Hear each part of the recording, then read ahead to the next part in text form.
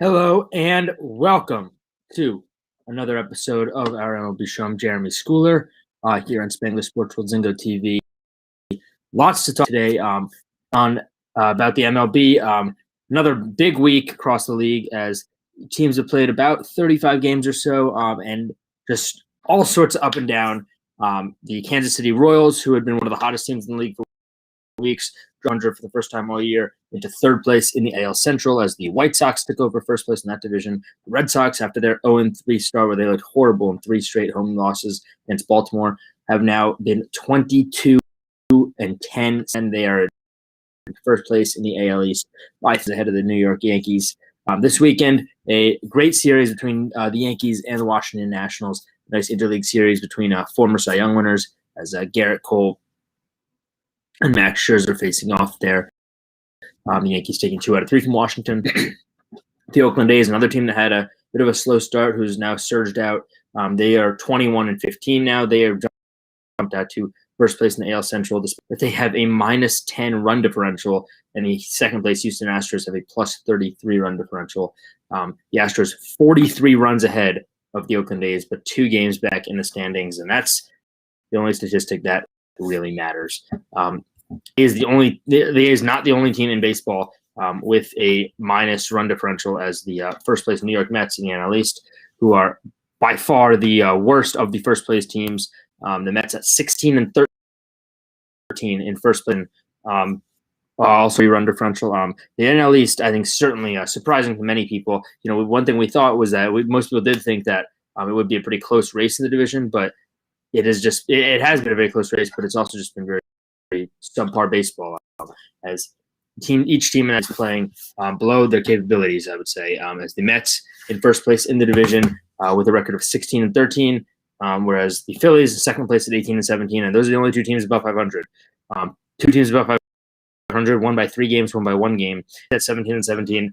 Miami at 15-18, the only team with a plus run differential, and Washington at 13-17. The Nationals just a week ago were in first place in the division, but as we said, so close, 3.5 games separating first and last place.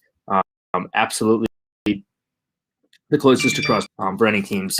And so this is a division that teams are going to be able to jump from 4th to 1st and 5th to 2nd, and maybe 5th to 1st, just jump all over the place within a week.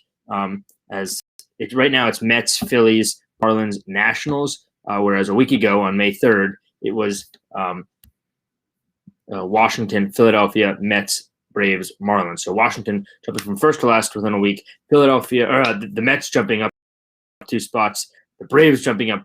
The Phillies jumping up 1. The Marlins falling back down 2. So teams all over the place just falling and jumping like crazy in the NL East. I think that'll be the most interesting division in baseball.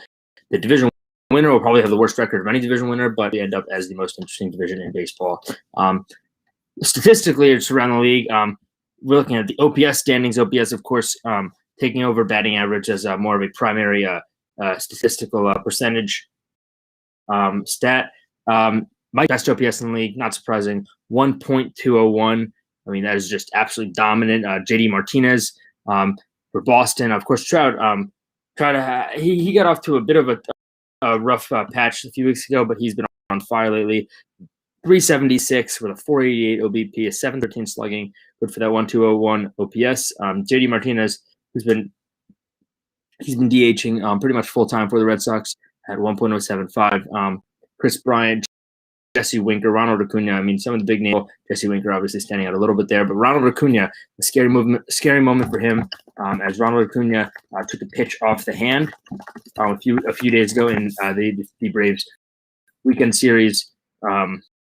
Against a 98-mile-an-hour fastball by Sam Rudd off the hand, but fortunately, no broken bones for Acuna as X-rays were negative, and Acuna able to come back yesterday for the Braves Sunday Night Baseball series finale in Philadelphia. The Braves and Phillies, their series yesterday, or their series this weekend that culminated yesterday. That is some entertaining baseball. Just even though it's a division with some teams that have been playing below their capability, the Phillies are so well matched. Yesterday, as the Braves were able to get a big win, despite the fact that the Phillies started their ace who's been on fire at the plate for the Braves. Home runs and back-to-back starts, including a grand slam in his previous start against Washington. Ynoa getting the win yesterday, as he allowed just one run. He's now at a 2.23 ERA. I mean, if the back end of the rotation production from guys like Huascar Ynoa, in addition to his performance at the plate, then they're going to be set. As ending with a very, very respectable line of 6 innings pitched, 4 hits, 1 run it was earned, a walk, 6 strikeouts, allowed 1 homer of the week from Huascar Ynoa at the back end of their rotation. But then just getting some shutdown production from Tyler Matzek and Luke Jackson and AJ Minter. The Braves putting it together. I mean, they've been good for years. They have had this. They've been capable of this, but they're finally putting it together now. And they're not going to be satisfied with another division title. As I predict them to win the division, as most people did. They've won the NL East the last 5-6 years. Not all, but of course, Washington's won the World Series in that span, even though Atlanta won the division in 2019. Washington won in the World Series, so Atlanta will, of course, take that. And I think they're titles, and they got 2 of the best players in the game. I mean, they have the defending National League MVP on that roster, and there's a very good argument that he's even the best player on the team. Freddie Freeman winning in last year's 60-game shortened 2020 season. Ronald Acuna has just been on fire all year, though. Ronald Acuna, I think, is the scariest hitter on their team. He's one of the best contracts in baseball from a team perspective. Acuna this year, 32 games, 120 at-bats, and he's hitting 36. I mean, scored extra base hits. He's gotten about 15 extra base hits, like 10 walks, only 24 strikeouts, but hitting 354, 418 OBP, 626 slugging. His OPS is, of course, over 1 as well. And he's one of just 7 guys in baseball with an OPS over 1. And 3 of those guys, are full-time DHs. So, of course, bringing a bit of a lower value, obviously not an option in the National League with Acuna, but 7 guys. So 3 of them are focused solely on hitting. Acuna is also just a very good fielder. He's got a good arm. He tracks balls well. In addition to that, so it's really just Ronald Acuna, Mike Trout, JD Martinez, Jesse Winker, Chris Bryant, not JD Martinez. Mike Trout, Chris Bryant, Jesse Winker, Ronald Acuna. The only guys in baseball who are not full-time DHs with an OPS over 1. And obviously of those, Mike Trout won. So Mike Trout is just, as usual, hands down the best player, just pure talent-wise across MLB or across pure production-wise. But one of his teammates, of course, one of the most hyped players in baseball, and with good reason, Shohei Ohtani, another Shohei Ohtani, as he hit 2 doubles this week. He hasn't pitched in a little bit, but Shohei Ohtani throughout the whole year, I mean, he's gotten 20 innings pitched, only allowed 7 hits. He's a pitcher. He's in the higher end of the pitchers, and he's an elite hitter. As he was leading the league in home runs earlier this year. He's gotten extra base hits. He's got the power, and he can throw the ball 100 miles an hour. He had the hit point earlier in the year where he had thrown the fastest hit off the bat across baseball. So it just absolutely incredible. And if we look at OPS, which of course is a very interesting stat because it encompasses power, on base percentage, so walk, slugging, all of them. But over the last about 120 games, Mike Trout second in OPS, just 1 point behind Yordan Alvarez, Juan Soto, Jose Ramirez, Nelson Cruz, Alex Bregman, Freddie Freeman. So 3 of the 6 of the best hitters across. Nelson Cruz, of course, doing it at his age, especially after his steroid suspension a few years ago. People weren't sure if he would be able to come back. And Nelson Cruz now with the Twins at 40, just really putting up some sensational numbers. Age 40, Nelson Cruz sitting into that full-time DH role for Minnesota, and he has just been producing like crazy. Despite that, the Minnesota Twins, who were a common pick to win in the AL Central, are sitting at just 12-20. They're actually the worst value to bet on across baseball of any team the entire year. I mean, 20 with a -2 run differential doesn't really work. They're 2 games ahead of Detroit, who is 70 runs behind them in run differential. So I think Minnesota will even this out. I don't think they're necessarily going to win the division. The AL Central is much harder this year than it has been in years. With the White Sox improving, the Royals playing very well, the Indians playing better than they are expected to. But Minnesota should get better. They shouldn't. They're 7 games back in 4th place. A few games back, 3.5 games back of Kansas, 6 of Cleveland, 7 of Chicago. The series will not, or the season will not end with them in this spot. So pretty confident in that. And then in the AL East, it's kind of the opposite. I think Boston, after their very hot start, they are not one of the most talented team in the AL East, despite the fact that they are one of the best teams in baseball at this point. 9 games up, 9 games up above 500, 3.5 games up on the Yankees. And it's always good for baseball when the Red Sox and Yankees are both good. You want the Red Sox and Yankees to both be good because that gets more people interested, and that is just better to watch. We like watching those, Red Sox Yankees games. Of course, anything that could even possibly produce a playoff series between those two teams would be epic. So looking forward to that. And then Tampa Bay, despite losing, Blake Snell, they played well this year too. They're tied with the Yankees for second in the division, and I think it's going to in the end come down to actually the Yankees, Boston, Tampa Bay, Toronto. As much as I would love to see them do well, they're still not. They have to wait in probably a year or two for their guys to come up, for their guys to come into their primes. The Kevin Biggios, the Vladimir Guerrero Jr., Marcus Semien, George Springer were good additions this year. So really, the kind of the 4 veterans of George Springer, Marcus Semien, Bo Bichette, Hyun-Jin Ryu, and then Steven Matz, Kirby Yates, but he's out for the year. But those veterans mixed in with the Vladimir Guerrero Jr., Bo Bichette, Kevin Biggio type is very productive for them. But it's not going to be this year, especially with the way the division has turned out and the skill that the Red Sox, Yankees, and Rays are producing. And then, of course, Baltimore is going to be Baltimore, and they're going to, at 15-19 right now, playing better than expected, but they're probably going to end up with right around 100 losses. But the Red Sox team in baseball across the first 35 games, the Red Sox are the most surprising team in the league, in my view. The NL Central, also another interesting division, which is fairly close, 6 games between first and last. The Pirates really not as bad as expected. They were 500 just last week, at 14-19 now.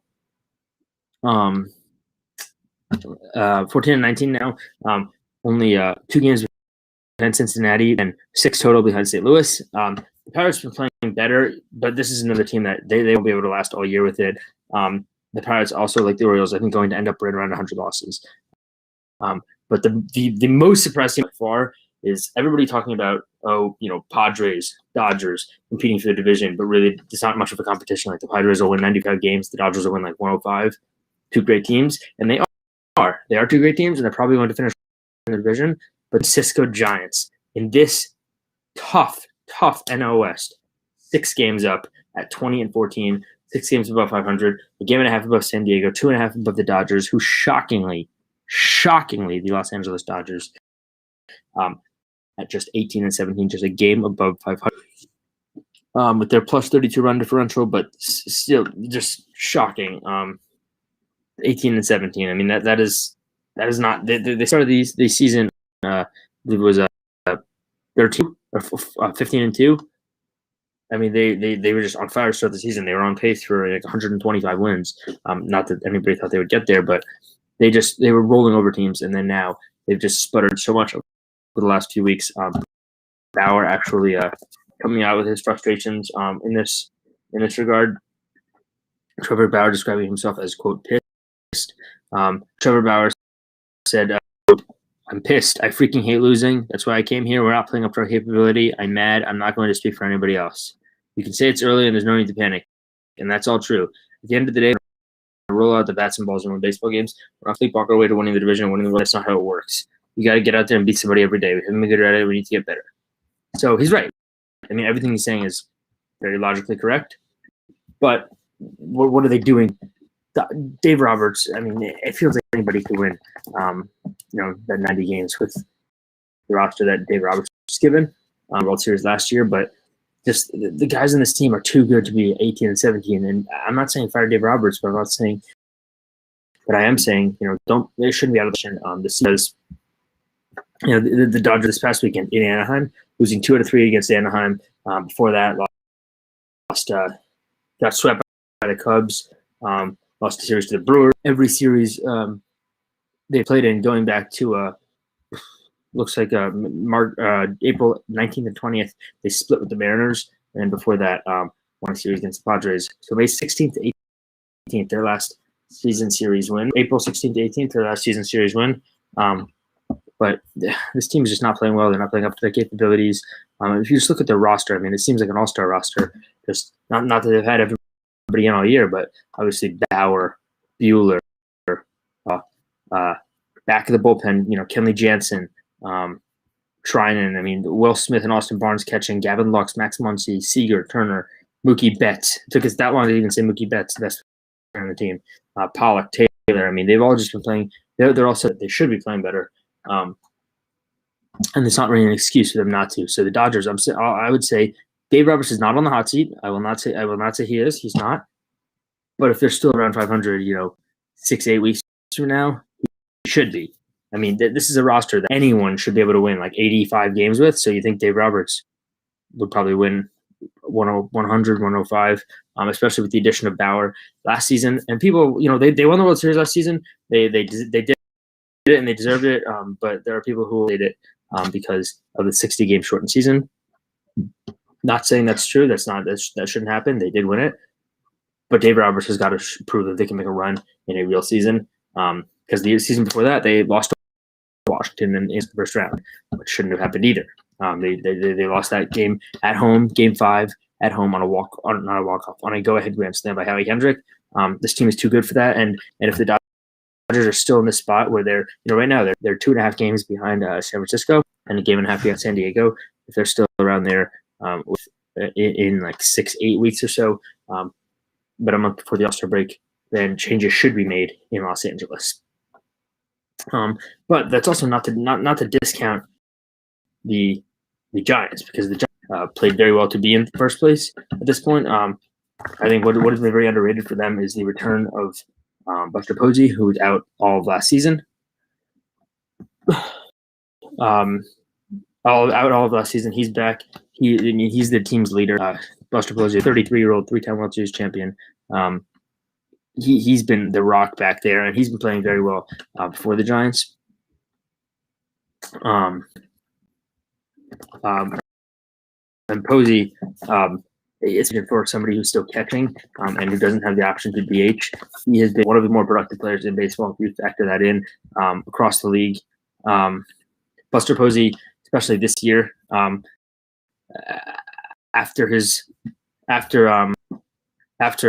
taking off last season, this season so far, 2021, he's played in 22 games, hitting with a 471 OBP, 400 batting average, for a 760 slugging, 1.231 OPS. Obviously not qualifying at his age and at his position. This is integral to their success. And the Giants, they don't have any of the kind of sexiness or the firepower of the Dodgers roster.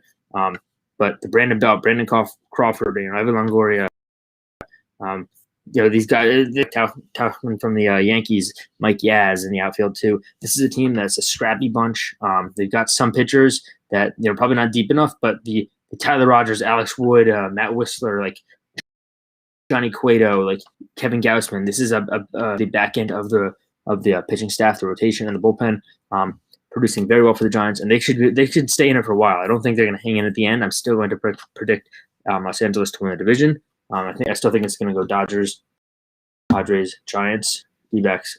But this is a team that is sneaky, and it's a team that should stay in it for a while. And if you look at the Dodgers, the Giants' schedule, I mean, they played the toughest schedule, and today started a rematch of the 2010 World Series, Giants-Rangers, when they had beaten the Rangers to win their first World Series. But listen, you can't control who you play, and they do have a bunch of wins this season, winning a series in twice, actually. The Marlins, the Phillies, these are teams that were expected to be around the same time, around the same level as the Giants this season, winning series against both of those. And so far, they have not played the Dodgers. So once they get back into playing the Dodgers, just won another series against the Padres this past weekend. But once they get into playing the Dodgers, they play 7 times in the month of May. May 21st to 23rd in San Francisco, and then May 27th to 30th at Dodger Stadium. Those 7 games, that will really produce a lot of limelight for what the rest of the season will be for the NL West, as the Giants in like 5 or 7 of the Dodgers there. Then I think they're for real. I mean, they can take that, but that'll be tough for them. So that'll be good to see as the Giants get into their tougher part of their schedule, and hopefully the Dodgers are getting out of their slump to play back up to. Last thing I want to touch on before we stop the show for the day will be the power rankings. The Cardinals, one of the more impressive teams in baseball this week, at 21. The Cardinals deserving of their spot in jumping to number 6 in power rankings on MLB.com. 5 Red Sox, Giants, White Sox, Padres, A's. Pretty well deserved. The White Sox, another team I want to touch on. Their pitching has been great, and that's translating to a lot of winning for them. They had allowed just 3 runs. They'd only given up 2 in the past 38 innings before that. And Lucas Giolito is an absolute bona fide ace. This is a White Sox team that was expected to do well last year. Got upset in the first round. Finally on top of the AL Central this season, especially with Minnesota's. I mean, they're 7 games up on Minnesota. So through 35 games, they have 7 games up on the top competition. That is great for the future of the success of the White Sox. Not a heavy slate of games today, but I'm looking around the league. It's through 1 inning. Red Sox, Orioles about to start. Angels, Astros, Marlins, D-backs, Rangers, Giants, and Padres, Rockies. Padres, Rockies actually suspended because of inclement weather in Colorado. I think it was didn't need much to assume that game was in Colorado, but Padres, Rockies, inclement weather rescheduled from Colorado. That'll be a doubleheader on May 12th. But a light slate today before starting up a few series tomorrow. Indians and Rangers, Giants, 2 previous World Series rematches today or this week. Cubs, Indians later this week. Orioles, Mets, another interleague matchup.